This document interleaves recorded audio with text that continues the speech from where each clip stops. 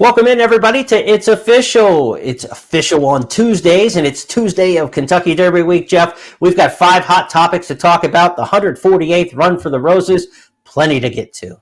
Boy, you're telling me. We have so many angles and possibilities and contenders. Last year, I was trying to pick a winner, and I didn't like anybody. Unfortunately, this year, I like a lot of horses, so I still have to come up with the final say. I think I know who I'm going to pick. I'll reveal that a little bit later on in the broadcast here. But well, this is fun because you've got 20 horses plus 2 that have to draw in, and many possibilities here and outstanding prices. Hey, Jeremy, I'm looking at the morning line. What are there? 3 horses less than 10 to 1, and that's it? Yeah, I mean, Mike Battaglia's morning line for this year's Kentucky Derby was established on Monday. He's got 3-1 on Zandon, 7-2 on Epicenter, and as you mentioned, Messier, the only other one in single digits at 8-1. With a 3-1 favorite in a 20-horse field, you could see this playing out. A lot of people thought, Jeff, maybe we were looking at like 4-1, 9-2 favorite, and then you'd have more horses in single digits at that point. But when you get all the way down to 25% at the 3-1 on Zandon like that, that's going to push the prices up for others. We'll see how the public dopes it out. I think Zandon is getting a lot of steam, though. He is, but I don't think he'll go lower than 3-1. It's just too many alternative possibilities at decent prices. People tend to not want to bet on the favorite, and that was a good thing back for 20 years between 1980 and 1999 when the favorite never won. But now the form has been established in the recent 10 years or so. It's been pretty consistent. So I think people probably will have a little bit more confidence if they like a short price. But having said that, there are too many alternatives here that will offer good gambling value. There's no way, in my opinion, that the favorite will be less than 3-1 and maybe even a tick or two higher. We don't want to be controversial here. In fact, we really don't want to be controversial. Can we just have a Derby in the spring where at the end of it, everything's okay? It's been a long time, you know? Maybe the last Derby without any controversy was 2017 in the spring when Always Dreaming won. Let's just have a clean race, everything go well, and enjoy the heck out of the best event we have in horse racing. So let's get into our topics. We've got 5 of them on the board this week. And as we mentioned, the post-draw was yesterday at Churchill Downs, and the draw winners and losers, Mr. Siegel, in this field of 20. Let's take the horses you thought that drew particularly well. Well, Zandon drew right in the middle. I'm not sure you can complain about that. You're not inside, you're not outside, you're right smack in the middle. So at 3-1, Zandon drews the 10 hole. So he's a winner as far as I'm concerned. Mm-hmm. We could disagree on this a little bit, but I thought at the 3 hole at Epicenter might be a little more inside than maybe his connections want, but I still think he's going to be okay. He's not going to go to the front, but he'll probably draft in behind the leader, save ground, and have his chance. And he showed in the Louisiana Derby that he doesn't need the lead to win, so I think he's going to be okay. And I really think Charge It, the number 8, who I expect to show a lot more early speed than he showed in the Florida Derby when he hit the side of the gate and didn't break. He's a number 8, and I think that's ideal for him because that'll allow him maybe to go to the front if nobody else is sent. But if there is speed, he can draft in and sit second or third or fourth, wherever he wants to be. And I think if Charge It is going to run well here at a big price, that's where he has to be. As for the negatives, I'm not crazy about the rail. Haven't won from the inside since Ferdinand. Yeah. Now, you might say Mo Donegal, Jeremy, doesn't matter. He has to come from way back anyway. But that's going to be an awful lot of dirt that he's going to have to take early on. And he might find himself a little farther back than he really wants to be. Yeah, I mean, he's going to be caked in it. There's just no way around it. You know, it's not the first 50 yards for the rail that's bad like it used to be when the 2 starting gates were there, the 14 and the 6-horse auxiliary, because the 1 was kind of breaking almost right into the elbow and had to come out a little bit. With the 20-horse gate and not having the tires between the 14 and 15 holes, now that 1 hole isn't dangerous the first 50 yards like it used to be. But it's dangerous as hell the first quarter of a mile as 19 horses are all like magnets coming over towards the rail. So unless you get out of there and use a lot, which Mo Donegal's not going to be able to do, that's not his game. He's going to have to kind of come, you know, and take back a little. If you saw Known Agenda's trip a couple years ago for Todd Pletcher, same kind of horse, Florida Derby winner, not speed, not a deadpan closer. he was just in no man's land there, and I just fear that that's not a good spot at all for Mo Donegal. And I love the horse. You know I love the horse. 35-3 the last 3 furlongs of the Wood Memorial. Nobody will come with a better run than him at the end of this race. But, man, that first half mile could do him in. And like you said, taking a ton of dirt. Will he have the same fortitude to come through all the traffic and the dirt and the kickback? Irado Ortiz is going to earn his money as America's champion jockey if he's able to pull off this trip. I think he's got a good weapon underneath him, but I think they're stacked up and lined up against him. Jeff, back to the field just one more time. The 17 hole for Classic Causeway could create a little bit of a rift here because he is a quarter horse. He is faster the first 440 than anybody in this crop. There's no doubt in my mind about that. He breaks like a shot the first 100 yards, and then he's going to take a left-hand turn. And as he crosses across the face of other horses, what kind of chain reaction might that cause with the horses to his inside? White Abario in the 15, Simplification, Taba in the 12, Pioneer of Medina. The drop back closers are going to be of no concern to him. It's those horses who kind of want to be up near the pace. You know, I don't think Zandon's going to have any problem with him crossing over. He'll be 5 lengths in front of Zandon in the first 400 yards. But the other horses, you know, how many can he cross over and what kind of chain reaction might he cause? I think that's a bad neighborhood, to use my old quarter horse handicapping terms. And I think the other bad neighborhood here could be inside Crown Pride. He's the Japanese horse. And Jeff, he's got Messier just to his inside. If you saw the workouts, Crown Pride during the training at Churchill Downs, he had a gate work where they broke from the gate and he just took a left-hand turn and dumped the jockey. They had to get the jockey back on him, bring him back around the gate, and come back in and go through his gate. He's been better at the gate since then, but with 150,000 screaming people, we know the foreign horses and their gate antics when they come to the U.S. typically aren't A-plus behavioral. I would not want to be inside of that runner. And Messier could be in a bad neighborhood there. If that horse takes a left-hand turn at the start, you're like Rock Your World last year, right? I mean, right. Rock Your World's race was over in the first, 3 seconds of the Kentucky Derby. So Messier's in a little bit of a danger zone there. Now, let's hope that they get out of the gate just fine with Crown Pride. But that would be a concern of mine. And I think if you're looking for where I didn't want to be, immediately inside of Crown Pride, after seeing what he did in the morning, is a place I wouldn't want to be. Well, the other thing about Messier is, while he does tend to show speed, from 0 to 60, he's not that quick. He needs to kind of get going a little bit, and I could see if he breaks a little slow and gets behind a wall of horses and gets some of that dirt in his face, which could easily happen, then he might be in a jackpot there that they don't want to be in. I want to bring back one thing, though, that you mentioned about Classic Causeway. Certainly, we look at his form, and he's been tough on the lead, and I know he breaks like a shot, but do you think they are absolutely committed to gunning to the front because it didn't work against better horses in the Florida Derby? I don't know, and I'm just not quite sure that they're going to bust out there and go. But maybe you have a different opinion. He's got a couple owners that are older who want to be in the Kentucky Derby. They know what happened last time, and they're getting up there in age and say they want to have a Derby horse, and they have a qualifier to be there.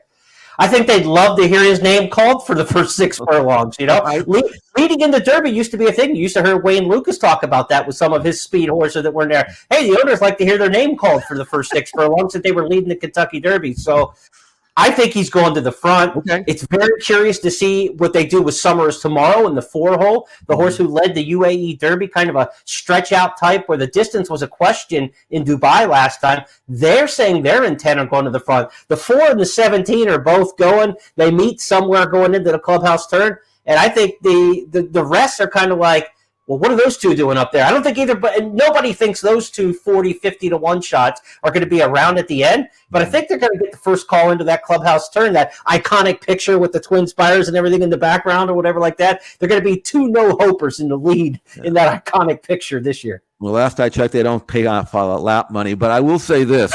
If that scenario takes place and the pace is fast, it could alter the outcome of this race. And I'm asking you, Jeremy, do you think, based on what you expect to happen, do you think the pace is going to be faster than average? Yes, I do think, and I think we have almost the equivalent of the sprinters that we used to have that kind of got wiped out of the Kentucky Derby. Classic Causeway isn't a sprinter, but he runs like one. And the horse from Dubai was a sprinter who happened to stretch out and got the points in the UAE Derby when he ran his guts out to run second that day.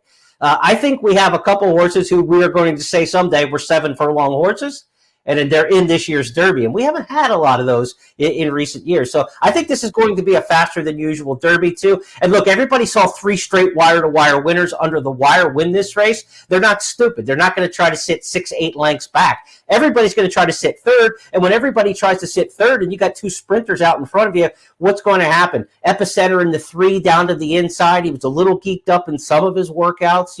Is he going to settle and come off the bit, or is he going to be up there in that mix? I think this is a fast Derby. That's why I like Mo Donegal, and damned if he didn't draw the rail. So They never make it easy, do they? The racing guys. They always throw a curveball at you. So I loved I'll have another, and he drew the 19. And I remember sitting in the post position draw room, and I'm writing down the numbers as they're coming. 19, I'll have another. And I went, shit, and just went straight across my program because I was like, he's done, and I got off of him. And of course, he won from the 19. But I followed in with the rail horses. No Agenda, looking at Lucky. I still bet them despite drawing the rail, and it didn't work out well either. I think I need to find a horse in a better post position. We'll talk about that a little bit more as we get further into this edition of It's Official. Second topic on the board, Jeff. Let's go to our morning glories. Which horses have caught your eye training at Churchill Downs and beyond? Well, I wasn't going to make a pick based strictly on workouts, but I had several horses that I was considering and wanted to see them at least work well. And that doesn't necessarily mean work fast. It just means that they're working sharp, they're eager, they're healthy, they're ready to explode. And I got that impression really from Zandon when he breezed. He just looks unbelievable. I was looking for something to verify his impressive win in the Bluegrass, and I saw it. I mean, how do you look any better than this, Jeremy? Zandon, just cruise control. And this is his least favorable looking workout. This was the one at Churchill. The one at Keeneland looked incredible. I mean, and this looks really, really good too. So you want that 2 works back to be your best. It was. And this one might be the second best of any horse that worked for the Derby. So Zandon, yes, there's nothing in the morning that turns you off with what you've seen from him.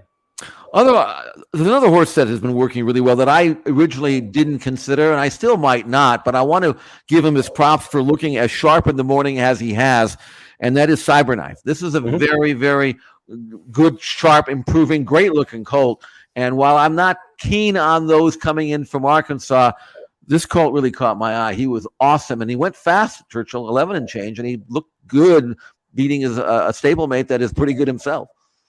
Yeah, you got Cyberknife, Zozos, lightly raced horses for Brad Cox, who kind of took, similar regional paths in their resumes to get here. Cyberknife looks to be doing the best of all the Brad Cox horses, but boy, Brad could not have walked out of that post position draw too happy. Cyberknife in the 16, Tawny Port in the 18, and Zozos in the 19. I mean, he's going to have an old-fashioned 16, 18, 19 exacta box to play in the Derby. Tough hand for Brad Cox. His good fortune in the Derby, of course, last year being put up well after the race, becoming a Kentucky Derby winning trainer with Mandaloon. We'll see if he can double and win back-to-back years. Jeff, workers in the morning who may not have shined as much as you had hoped. Well, I was looking for something special from Teba, and he, of course, only has had 1 work since the Santa Anita Derby win. He's on the outside, and that horse on the inside cost $1 million as a yearling, but he's worth about 25 at best. So I thought, right? I thought he'd blow by this horse, and the horse on the inside is the cheap one, and he's just kind of galloping, and there's Taba on the outside having to be niggled at, and it was an okay work, but you don't want okay. You want great. You want sensational. Right. And he's not getting by this horse, and this is the only work we've seen of him since his Derby win, and he's only had the 1 work because apparently he got knocked out after the race, which he figured he would. He ran hard. I was looking for something better than that, Jeremy. I don't know if he's a toss yet or whatever, but I was hoping to see more than that. And Messier has looked good for Tim Yaktine in the mornings. We talk about we didn't see enough of Taba, and what we saw wasn't impressive. On the flip side, his stablemate, the runner-up in the Santa Anita Derby, I think Messier is coming into this race very, very well. No question about that. Messier has generally been a very good workhorse before. Now, I've been told by people who have watched Tabor work that he's generally not that willing in the morning. So maybe I give him a little bit of slack. Messier's problem isn't in the morning. He looks great in the morning. He really tempts you. Messier's problem is he's run 6 times. 3 times he got beat, and all 3 races he should have won. He's not the kind of horse that wants to overcome adversity. He can beat you a mile if he feels like it, but if you look him in the eye, that's what I'm interested in seeing. And in the morning, when he's working by himself, he's working against nobody, so he's going to work well. So I'm a little bit concerned about Messier only because I'm not sure if he's trustworthy, and I'm a little bit concerned about Tabor because I wanted to see something more than what I just saw. Well, for Messier's sake, let's hope Crown Pride doesn't take that left-hand turn out of the gate and make things angst-filled as well. Let's go to our third topic this week on It's Official. You have to use him. Which horse, Jeff Siegel, among the non-favorites, are you talking about here that we just have to use? I'm going to have to use Charger to 20-1. I'm sorry. He's too good a cultist. 20-1. I actually thought he should be 10, 12-1, something like that, because I actually thought he was best in the Florida Derby. Now, he's only had a handful of starts, not even that, 3 starts, but I can tell you one thing about Charge It. I know Todd Pletcher really, really likes this colt.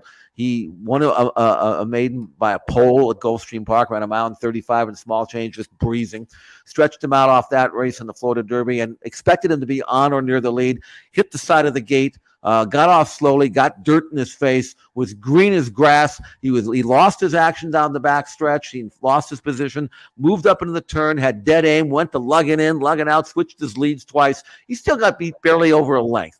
This is a very talented colt who has come back and trained well, and he is 20-1. He's got a nice 8-hole post position. He's going to be in the first flight, not necessarily in front, but he should be right there.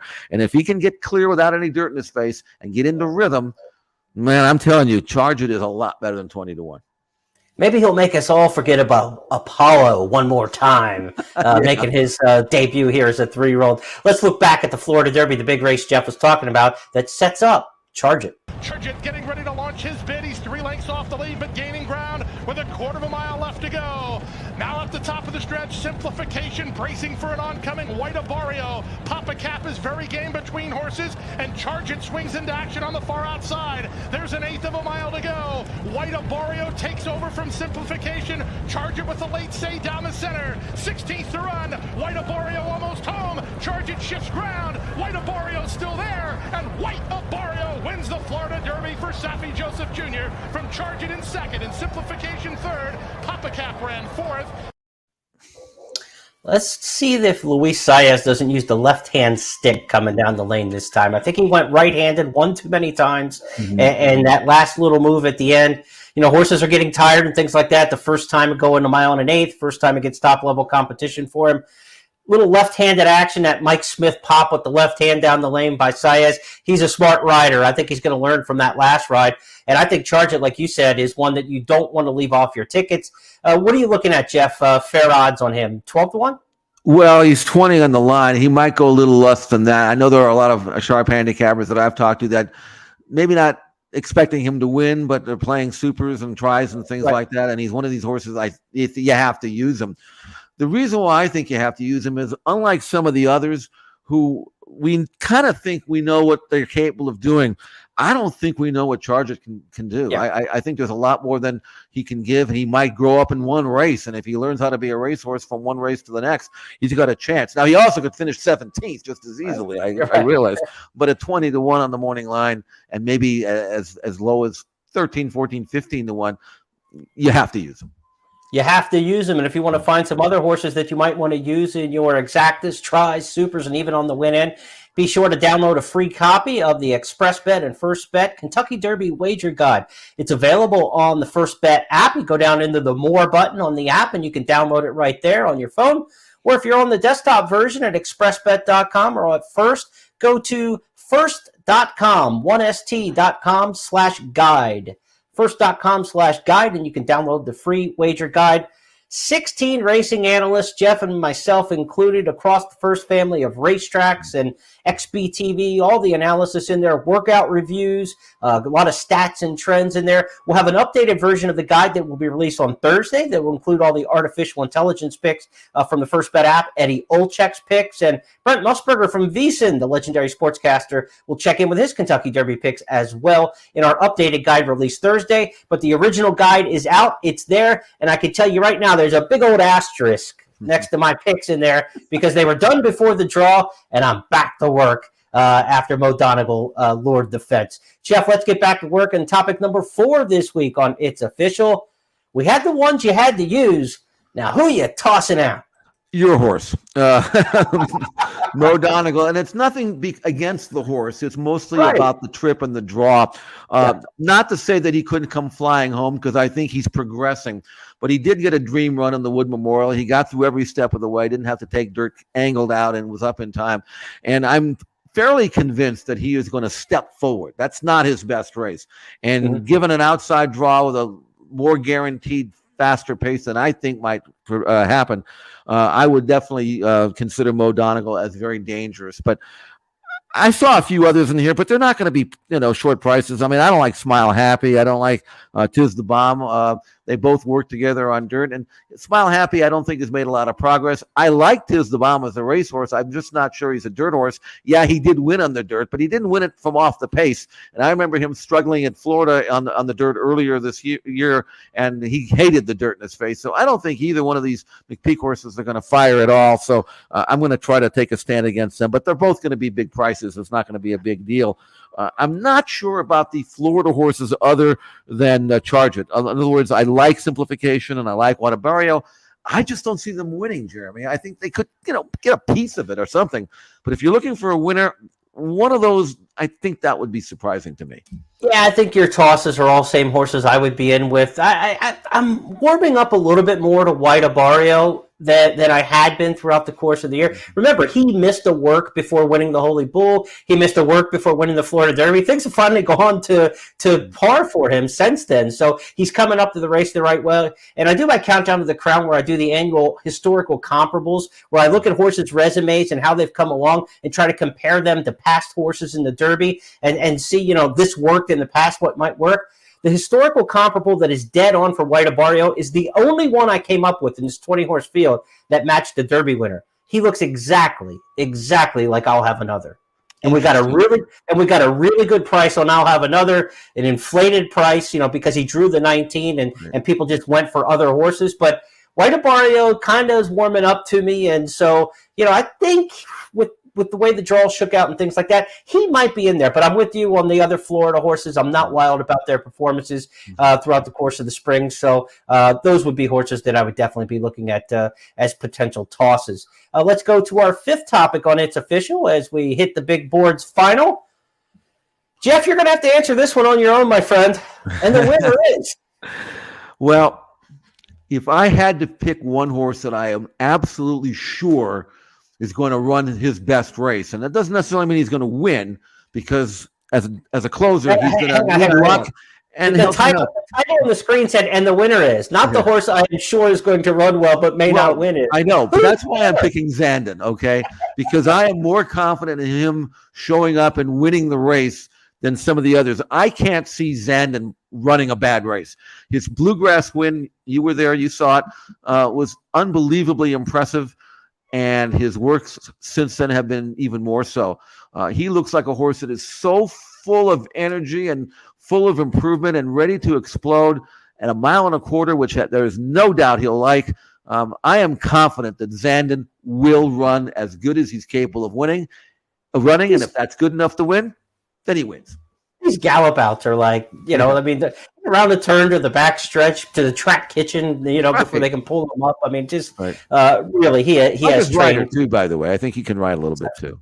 Yeah, things are working out well for Flavian Pratt with the move east. Had a big winner at Belmont right off the bat as he shifts to the NYRA circuit after a really, really good Keeneland meet. Okay, Jeff, for our bonus topic this week, we're going to talk about some of the setup races before the Kentucky Derby. Couple on the undercard on Derby Day themselves, the Churchill Downs Handicap with Jackie's Warrior back on a couple weeks rest after on this very program we questioned they're not going to wheel him back quickly, are they? They did. They did. I'm not sure.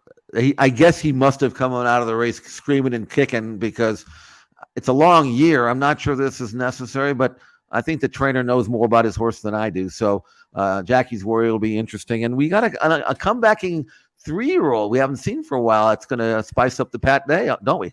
Yeah, Jack Christopher back for Chad Brown. Could be a big week for Chad Brown. I mean, he's got Zandon and he's got Jack Christopher back, Doppelganger from out in your backyard coming east for that race. My Prankster for Todd Pletcher. The Pat Day Miles looking like must-see TV on the undercard on Derby Day. We know on Friday the Kentucky Oaks will be renewed. And, Jeff, a field of 14, the fillies for the Lilies. And this division has had, 4 or 5 standouts all year. And maybe Nest rose to the top with her incredible win last time out in the Ashland. She's the morning line favorite. If you would have told me a month ago Secret Oath would be 6-1 in the Oaks, I'd have said maybe 6-1 in the Derby. So very, very competitive edition of the Kentucky Oaks. I was just absolutely blown away by Nest's win at Keeneland. That was breathtaking. It was 10 of 10 on the goosebump scale. Not surprising that she's 5-2. Undefeated champion Echo Zulu is not even the second choice. She's 4-1, 7-2 on Kathleen O. And you mentioned Secret Oath, who I'm not sure the rail does her any favors as a closer at 6-1, even at a mile and an eighth. So that's a premier race. Now, from what I've heard, there may be some rain Thursday and possibly into Friday morning. So it may be having to deal with a wet track, but Churchill dries out like in 15 minutes. So I don't think that's going to be an issue. But I'm looking forward to Nest. I think she's extraordinary. Yeah, she's going to have their hands full trying to catch her. The way she finished up on the back end of the Ashland, she looks awfully good for this year's Kentucky Oaks. Don't forget Oaks Derby Daily Doubles. You've got multi-race bets from Friday into Saturday. You've got an all 3-year-old pick 3 this year at Churchill on Derby Day with the 3-year-old races leading into the Kentucky Derby. So a lot cooking, a lot in the wagering world. Be sure to check out the Express Bet Wager Guide, of course. We'll preview all of it, give you some artificial intelligence picks and all of our analysts, and we'll look at those big wagers and the schedules for those wagers over the course of Friday and Saturday. But, Jeff, you just can't help yourself. I know how you are. You're not waiting until Friday. So like putting the show together, you're like, I got a horse on Wednesday I want to talk about. Well, so, yeah. Go ahead. 9 to 5 is not going to make anybody rich, but I'm more interested in watching this colt than actually betting on him. His name is Big Invasion. I watched him out in Florida. He's a Declaration of War colt trained by Christophe Lamont. He's won his last 2 sprinting on turf. This race, the William Walker, is a non-graded race. It goes as the 9th race on Wednesday, but a $200,000 purse. And this colt with Joel Rosario riding, he won like a colt that literally could go to Royal Ascot. That's how impressive he was when he won a race called the Texas Glitter at Gulfstream Park back in late March. And I'm looking forward to watching Big Invasion continue his winning ways, his upward mobility, winning tomorrow's 9th race at Churchill, the William Walker. And then after that, bigger and better things to come. So great racing throughout the week. Going to get a head start on our winners, though, in the William Walker with Big Invasion. Let it ride, Jay Trotter. Get that Wednesday money and then just carry it all over the Friday and then all over into Saturday. That's the way we're going to look at this coming week at Churchill Downs and hope that you have a great week playing the Kentucky Derby with First Bet and Express Bet. Don't forget early bird wagering on Friday. You can bet not only Oaks Day on Friday, but the entire Derby Day card as well. We'd love to have you there. With our new sign-up bonus, you get $100 back when you bet $500 in the first 30 days. So a 20% rebate opening up an account here with the folks at First Bet and Express Bet. Jeff, let's review our topics for this week. The draw winners and losers, the morning glories that we saw in the AM training towards the Derby, the one horse that you just have to use underneath, the ones we were tossing out, and your winner being Zandon. That's going to wrap up this edition of It's Official. It is now official, all 5 of these topics, because Jeff Siegel said so, and we'll be back with you next Tuesday to do it all again and recap Kentucky Derby 148.